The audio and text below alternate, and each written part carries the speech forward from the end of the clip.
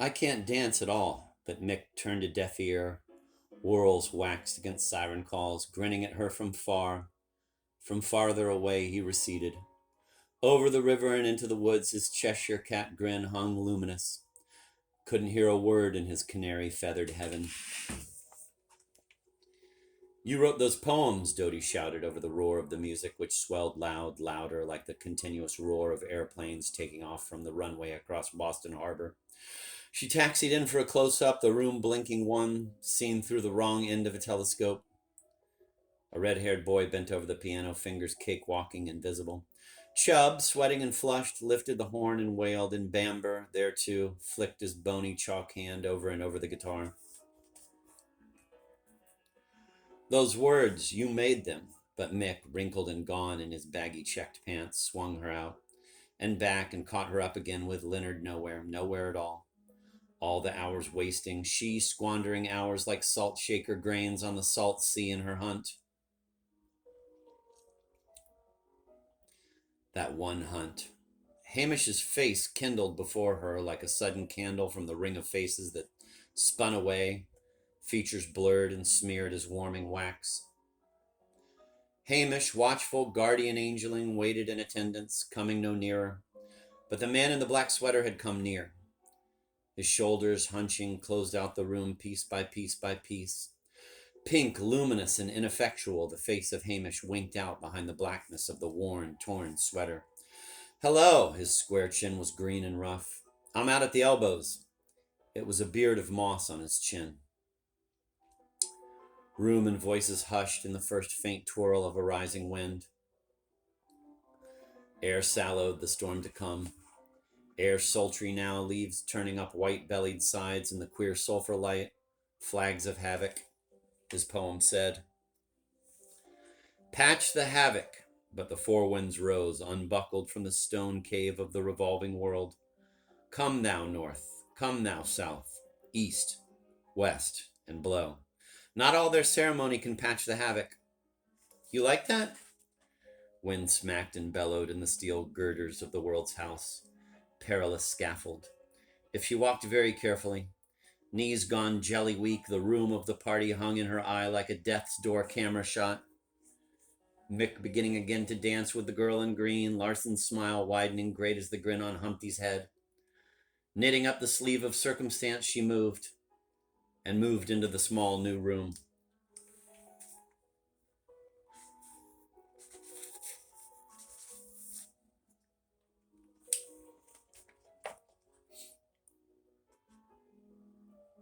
A door banged shut. People's coats slumped in piles on the tables, cast off sheaths and shells. Ghosts gone gallivanting. I chose this limb, this room. Leonard! Brandy? Leonard plucked a fogged glass from the yellowing sink. Raw, reddish liquid sloshed out of the bottle into the glass. Dodie reached. Her hands came away drenched, full of nothing. Try again. Again, the glass rose and flew, executing first a perfect arc, an exquisite death leap. Onto the flat, umber ugly wall, a flower of winking sparks made sudden music, unpetaling then in a crystalline glissade. Leonard pushed back the wall with his left arm and set her in the space between his left arm and his face. Dodie pitched her voice above the rising of the winds, but they rose higher in her ears. Then, bridging the gap, she stamped, shut those four winds up in their goatskin bags. Stamped, the floor resounded. You're all there, Leonard said, aren't you? Listen, I've got this statue. Stone-lidded eyes crinkled above a smile. The smile millstoned around her neck. I've got this statue to break. So? So there's this stone angel. Only I'm not sure it's an angel. This stone gargoyle, maybe. A nasty thing with its tongue stuck out. Under floorboards, tornadoes rumbled and muttered. I'm crazy, maybe. They stopped their circus to listen. Can you do it? For answer, Leonard stamped out the floor. Stamped, the walls went. Stamped, the ceiling flew to kingdom come. Stripping her red hairband off, he put it in his pocket. Green shadow, moss shadow raked her mouth, and in the center of the maze, in the sanctum of the garden, a stone boy cracked, splintered, million-pieced. When can I see you again? Fever cured, she stood, foot set victorious on a dimpled stone arm. Mark that, my fallen gargoyle, my prince of pebbles. I work in London. When? I've got obligations. The walls closed in, wood grains, glass grains, all in place. In the next room, the four winds sounded retreat, defeat, hooing off down there. Tunnel in the world's sea-girdled girth. Oh, hollow, hollow, hollow in the chambered stone. Leonard bent to his last supper. She waited, sighting the whiteness of his cheek with its verdigris stain moving by her mouth. Teeth gouged and held, salt, warm salt, laving the taste buds of her tongue. Teeth dug to meat, and ache started far off at their bone root. Mark that, but he shook her bang against the solid grained substance of the wall. Teeth shut on thin air. No word, but a black back turned, diminishing through a sudden sprung up doorway. Grains of wood molding, level floorboard grains righted the world, the wrong world. Air flowed, filling the hollow as shape left. But nothing at all filled the hollow in her eye. The half-open door thronged with snickers, with whispers on the smoke-burdened air of the party that fissured through the crack. Hamish came, intent behind a glistening pink rubber mask. Are you all right? Of course I'm all right. I'll get your coat. We're going now. Hamish went away again. A small boy wearing glasses and a drab mustard-colored suit scuttled from a hole in the wall on his way to the lavatory. He ogled her, propped against the wall as she was, and she felt her hand held to her mouth, jerking sudden like a spastic's. Can I get you anything? A queer light flickered in his eye, the light people have when the blood of a street accident gathers.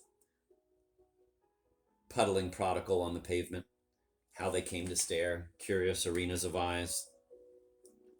My pocketbook, Dodie steadily said. I left it behind the curtain on the first windowsill.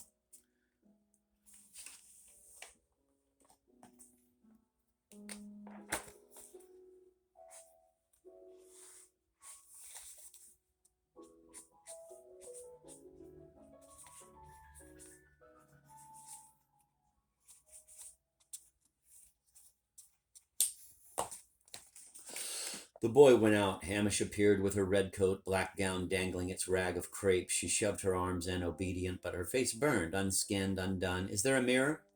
Hamish pointed. A blurred, cracked oblong of glass hung over the once white sink that was yellowed with 100 years of vomit and liquor stains. She leaned to the mirror, and a worn, known face with vacant brown eyes and a seamed brown scar on the left cheek came swimming at her through the mist. There was no mouth on the face. The mouthplace was the same sallow color as the rest of the skin, defining its shape, as a badly botched piece of sculpture defines its shape by shadows under the raised and swollen parts.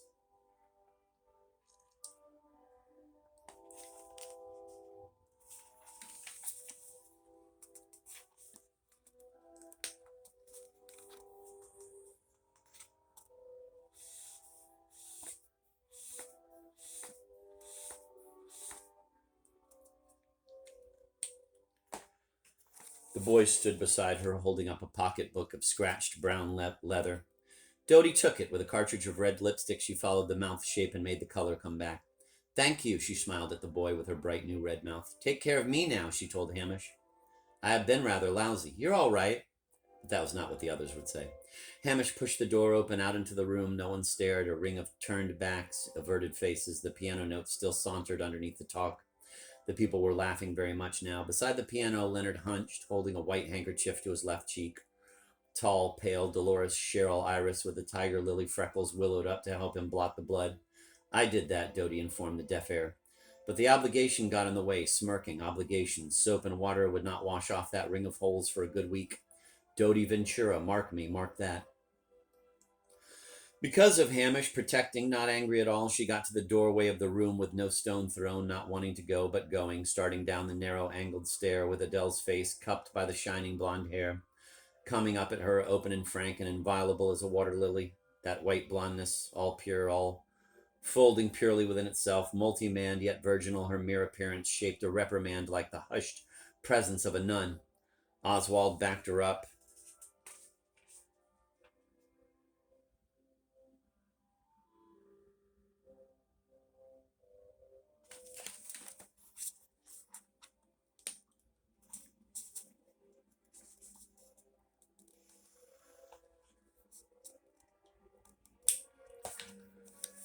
Oswald backed her up, and behind him marched the tall, gawky, and depressive Atherton.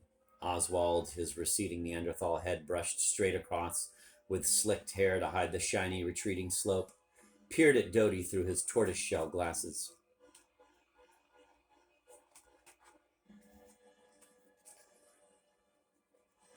Tell us something about bone structure, Dodie, she saw clear in the yet unbreached light of minutes to come, the three of them together walking into the room, brimming with her act, with versions and variations on the theme of her act which would mark her by tomorrow, like the brown scar on her cheek among all the colleges in all the town.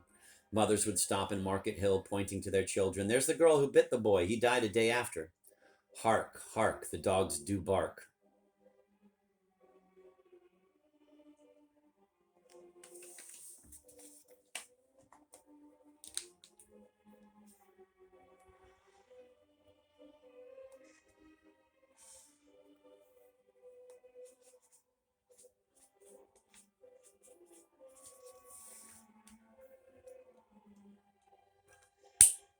That was last week, Dodie's voice rasped, rasped, rasped, rasped.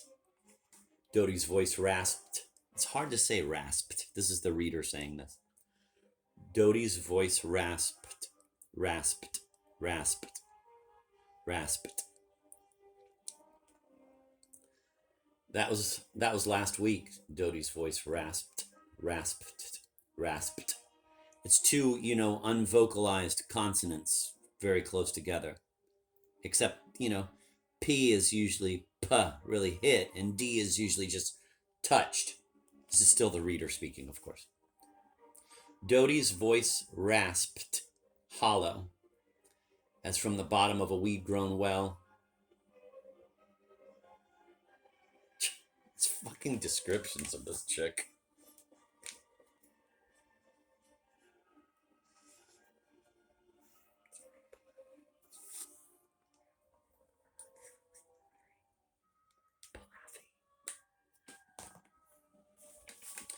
Adele kept smiling her sublime, altruistic smile because she knew already what she would find in the room. No grab bag of star-sent circumstances, but her chosen friends and Larson, her special friend, who would tell her everything and keep the story on the tongues, changing, switching its colors like a chameleon over smeared and lurid territory. God damn, that's good shit.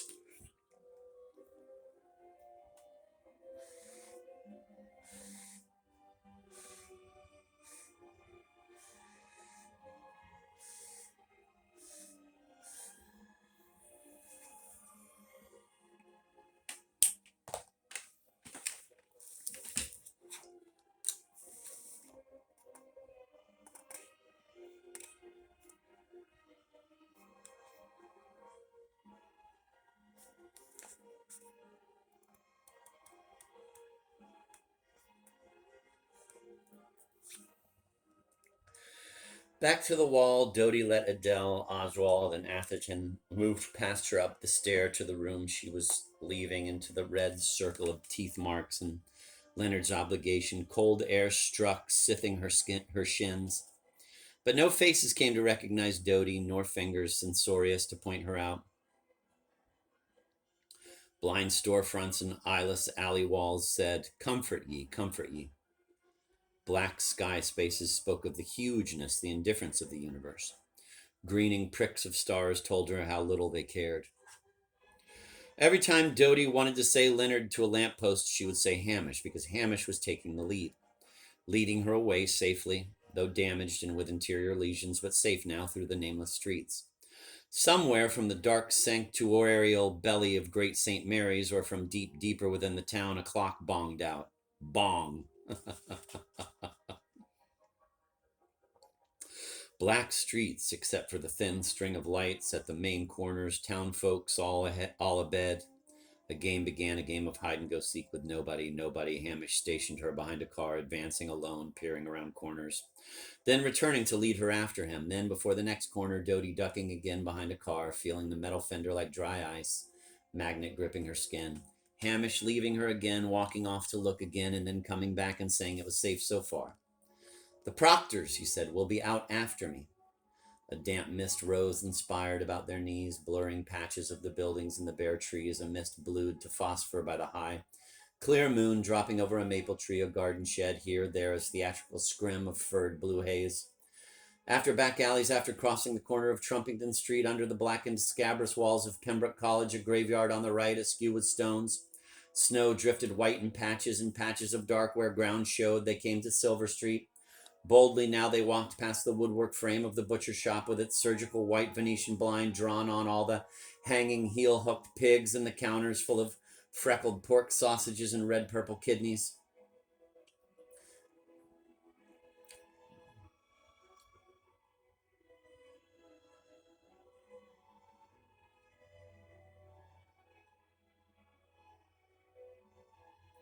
At the gate of Queens, locked for the night, 5 boys in black gowns were milling under the moon. One began to sing, "Alas, my love, you do me wrong." "Wait!" Hamish placed Dodie in a corner outside the spiked gates. "Wait, and I'll find a good place to get you over." To cast me off discourteously, the 5 boys surrounded Dodie. They had no features at all, only pale, translucent moons for face shapes, so she would never know them again, and her face, too, felt to be a featureless moon. They could never recognize her in the light of day. "What are you doing here? Are you all right?" The voices whispered bat-like about her face, her hands. "My, you smell nice. That perfume. May we kiss you?" Their voices gentle and light as paper streamers fell, gentle, touching her like leaves, like wings. Voices web-winged. "What are you doing here?" Backed up against the barbed fence, staring at the white snowfield beyond the crescent of dark Queens buildings, and at the blued fin fog floating waist-high over the snow. Dodie stood her ground, and the boys dropped back because Hamish had come up. The boys began to climb one by one over the spiked fence. Dodie counted 3, 4, 5 sheep, counting sleepward. Holding onto the metal railing, they went swinging themselves over the pointed black spikes into the grounds of Queens, effed and drunken, reeling, pussy-footed on the crusted snow. "Who are they?" "Just some late guys going into the court." The boys were all over now, and they went away across the arched wooden bridge over the narrow green river, the bridge that Newton had once put together without bolts.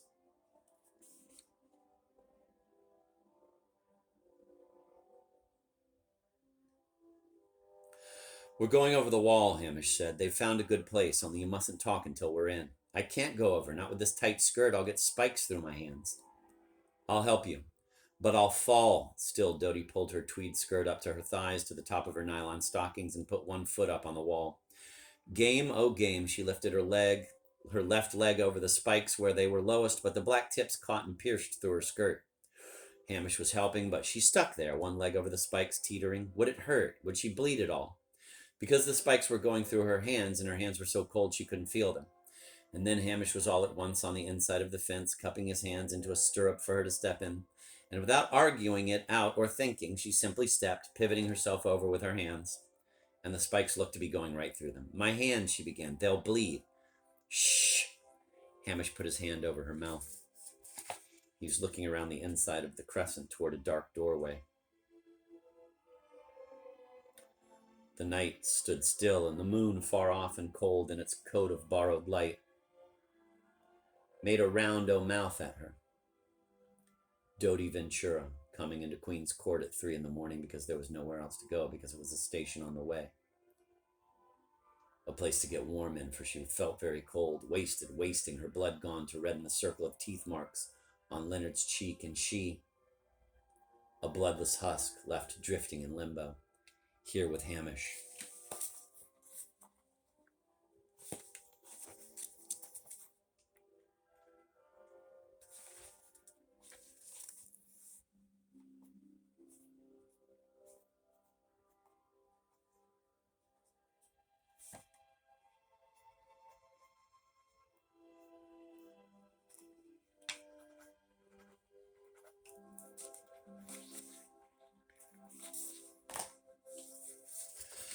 Dodie followed Hamish down the side of the building, tracing her fingers along the rough, textured brick until they were at the doorway, with Hamish being furtive and quiet for no reason, because there was no sound, only the great snow silence and the silence of the moon, and the hundreds of Queen's men breathing silent in their deep early morning sleep before the dawn.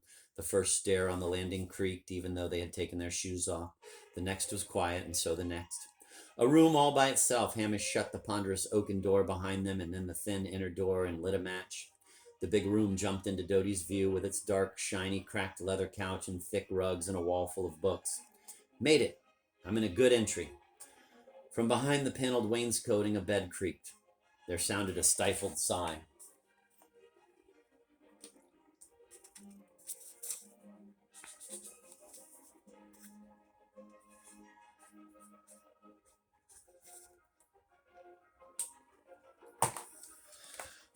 What's that, rats? No, no rats. My roommate. He's all right. Hamish vanished in the room, and the room with him. Another match scritched. Scritched.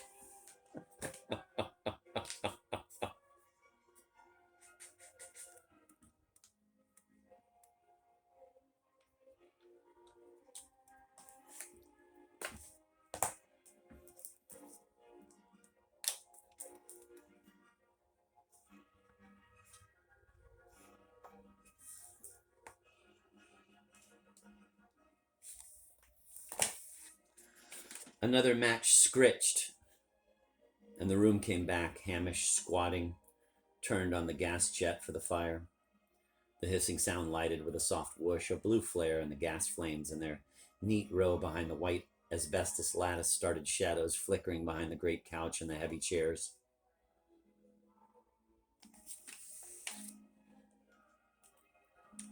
I'm so cold. Dodie sat on the rug before the fire, which made Hamish's face yellowish instead of pink and his pale eyes dark. She rubbed her feet, putting her red shoes, which looked black, into the grate before the fire. The shoes were all wet inside. She could feel the dampness with her finger, but she could not feel the cold, only the numb hurt of her toes as she rubbed them, rubbing the blood back into them.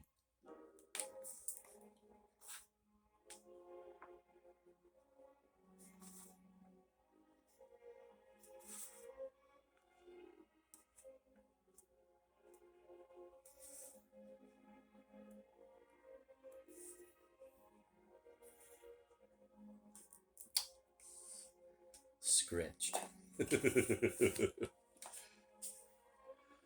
Then Hamish pushed her back on the rug so her hair fell away from her face and wound among the tufts of the rug, for it was a deep rug, thick piled with the smell of shoe leather about it, and ancient tobacco. What I do not do. In limbo, one does not really burn. Hamish began kissing her mouth, and she felt him kiss her. Nothing stirred. Inert, she lay staring toward the high ceiling crossed by the dark wood beams, hearing the worms of the ages moving in them, riddling them with countless passages and little worm-sized labyrinths. And Hamish let his weight down on top of her so it was warm. Fallen into disuse, into desuetude, I shall not be. It is simple, if not heroic, to endure. And then at last Hamish just lay there with his face in her neck, and she could feel his breathing quiet. Please scold me. Dodie heard her voice strange and constricted in her chest from lying on her back on the floor, from the sinus, from the whiskey. I am sick of labeled statues. In a gray world, no fires burn. Faces wear no names. No Leonards can be, for no Leonards live. Leonard is no name. What for? Hamish's mouth moved against her neck, and she felt now again how unnaturally long her neck was, so that her head nodded far from her body on a long stem, like the picture of Alice after eating the mushroom, with her head on its serpent neck above the leaves of the treetops. A pigeon flew up, scolding. Serpents, serpents. How to keep the eggs safe? I am a bitch, Dodie heard her voice announce from out of the doll box in her chest. And she listened to it, wondering what absurd thing it would say next. I am a slut, it said with no conviction. No, you're not, Hamish made a kiss shape with his mouth on her neck.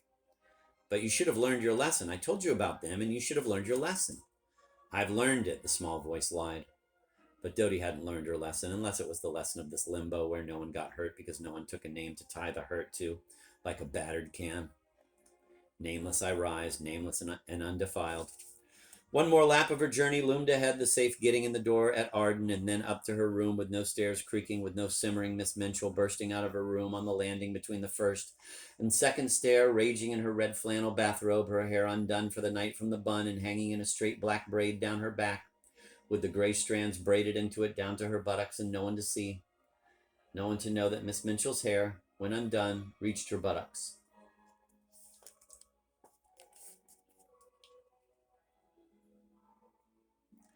Some day, some year hence, it would be a braid of battleship gray, probably by that time reaching down to her knees, and by the time it grew to touch the floor, It would be turned pure white, white and wasting its whiteness on the blank air. I am going now.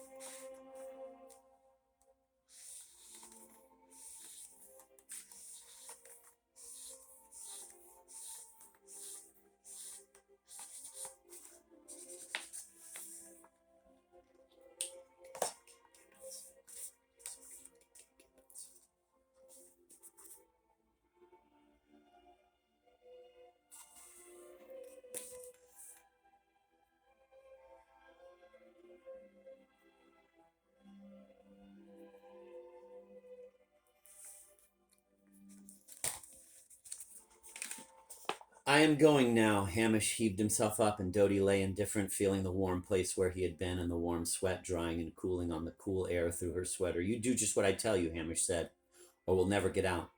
Dodie put on her ribboned shoes, grown so hot from the fire that they seared her soles.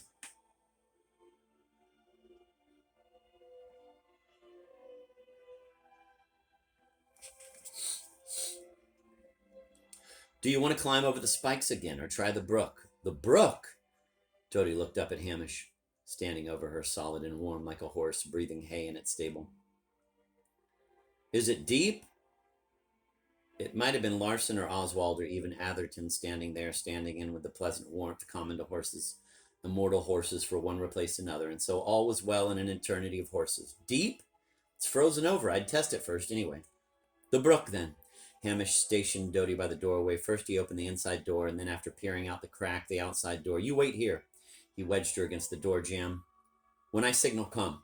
Stairs chirked faintly under his weight. Chirked? Where does she come up with this shit?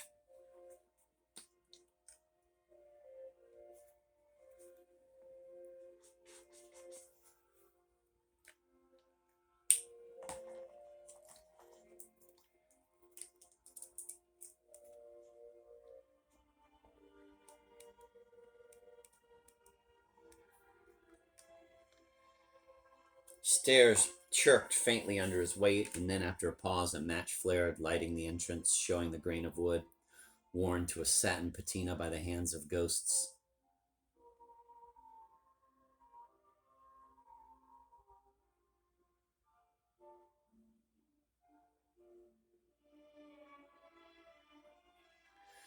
Dodie began to descend, how we pass and repass ourselves, never fusing, never solidifying into the perfect stances of our dreams. Tiptoeing down, her right hand sliding along the rail, Dodie felt all Queen's Crescent list and recover. Dodie felt all Queen's Crescent list and recover. And list again. A ship rolling on heavy seas. This fucking chick.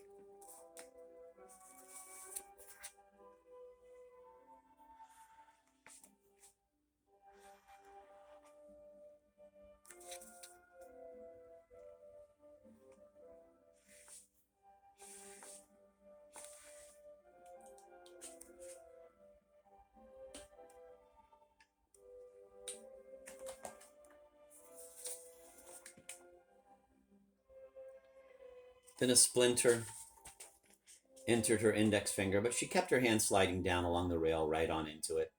Unwincing here, strike home. The splinter broke off, embedded in her finger with a small nagging twinge. Hamish stationed her in the dark niche of the entry, a dressmaker's dummy.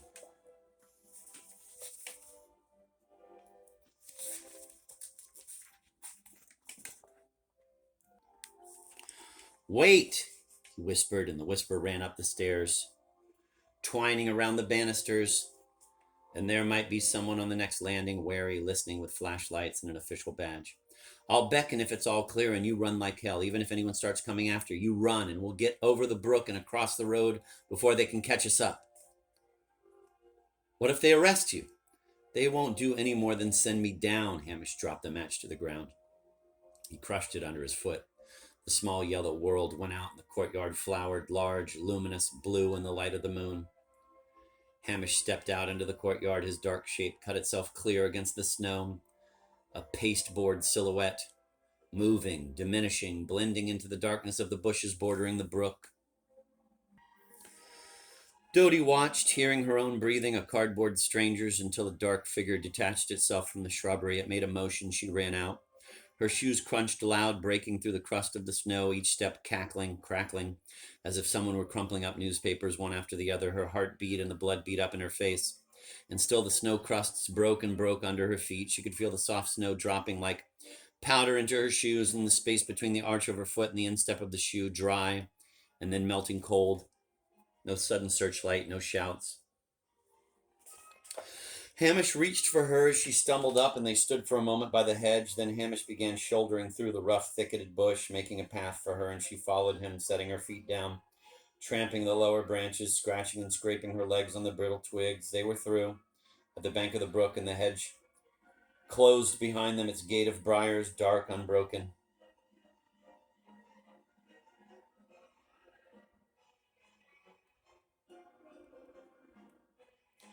Hamish slid down the bank, ankle deep in snow, and held out his hand so Dodie would not fall coming down. Snow-covered ice bore them up, but before they had reached the other shore, the ice began to boom and crack in its depths. They jumped clear onto the opposite bank and started to crawl up the steep, slippery side, losing their footing, reaching for the top of the bank with their hands full of snow, their fingers stinging. Crossing the snowfield toward the bare expanse of Queen's Road, still now muted and relieved of the daily thunder of lorries and market vans, they walked hand in hand, not saying a word. A clock struck clear out of the dead quiet. Bong, bong, and bong. Newnham village slumbered behind glazed windows, a toy town constructed of pale orange taffy. They met no one.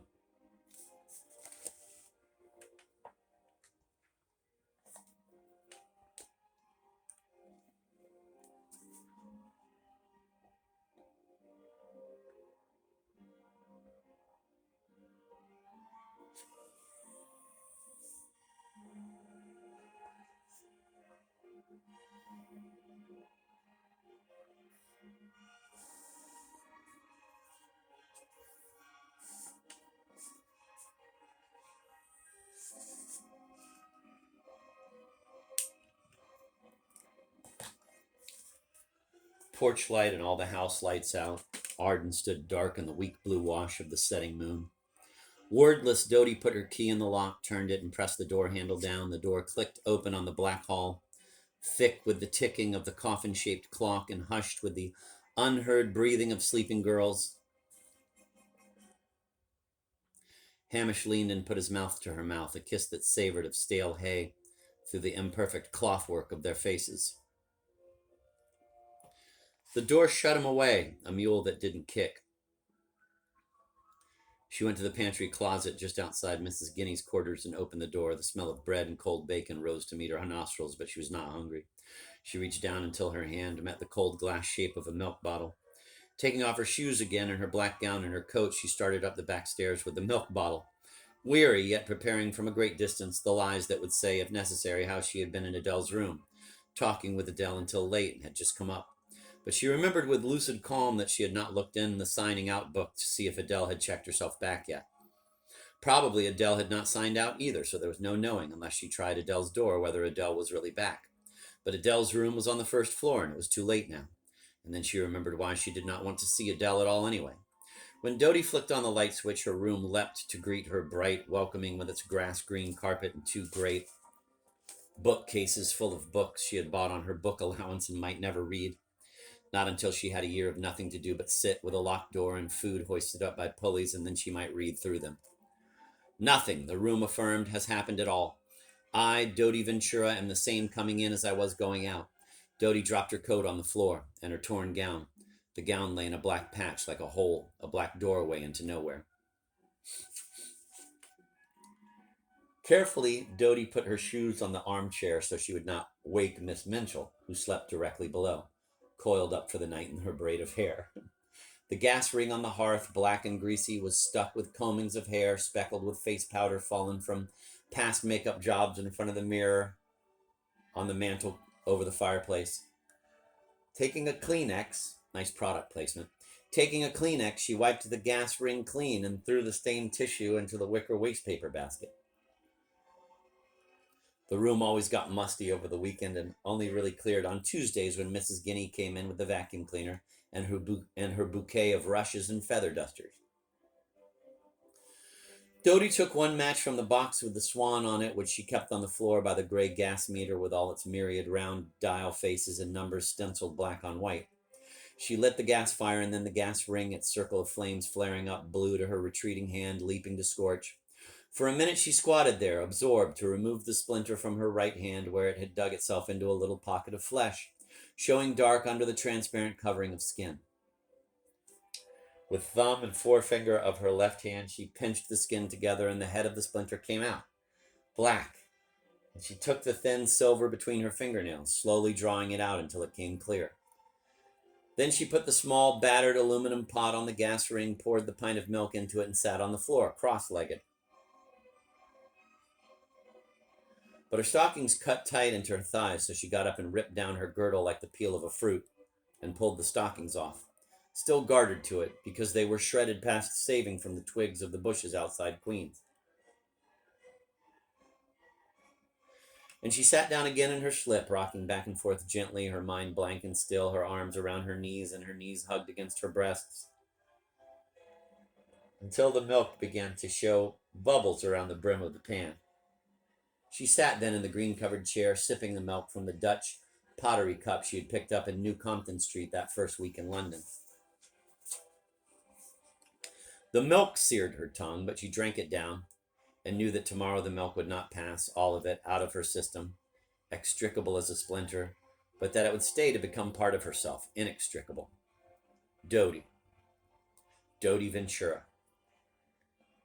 And then, slowly upon this thought, all the linked causes and consequences of her words and acts began to gather in her mind.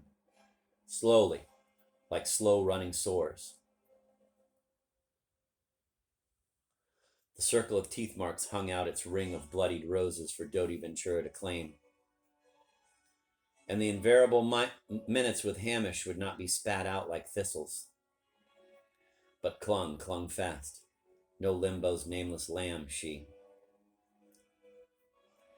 But stained, deep-grained with all the words and acts of all the Dodies from birth cry on. Dodie Ventura, she saw. Who to tell it to? Dodie Ventura I am. The top floor of Arden did not respond, but remained dead still in the black dawn. Nothing outside hurt enough to equal the inside mark, a Siamese twin circle of teeth marks, fit emblem of loss. I lived, that once, and must shoulder the bundle, the burden of my dead selves, until I, again, live. Barefoot, Dodie stripped off her white nylon slip and her bra and pants. Electricity crackled as the warmed silk tore clear of her skin.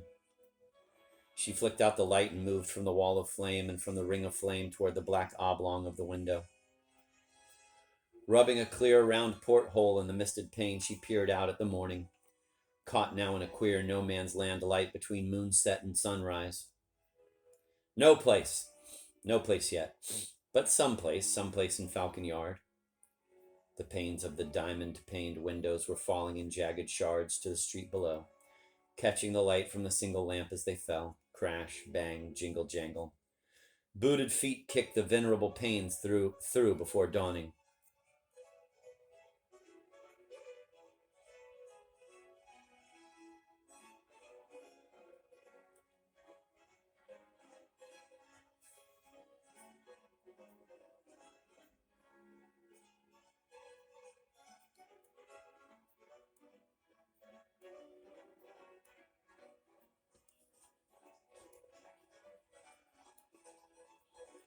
Dodie undid the catch on the window and flung it open. The frame squeaked on its hinges.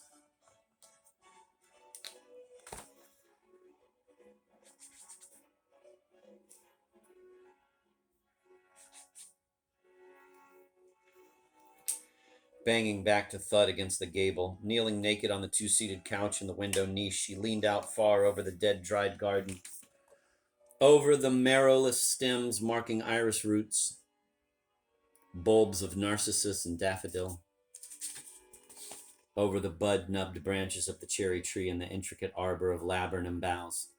Over the great waste of earth and under the greater waste of sky, Orion stood above the peaked roof of Arden, his gold imperishable joints polished in the cold air, speaking the way he always spoke, his bright minted words out of the vast wastage of space, space where, he testified, space where the Miss Minchells, the Hamishes, all the extra Athertons and the unwanted Oswalds of the world went round and round like rockets, squandering the smoky fuse of their lives in the limbo of unlove, patching the great gap in the cosmos with 4 o'clock teas and crumpets and a sticky sweet paste of lemon curd and marzipan.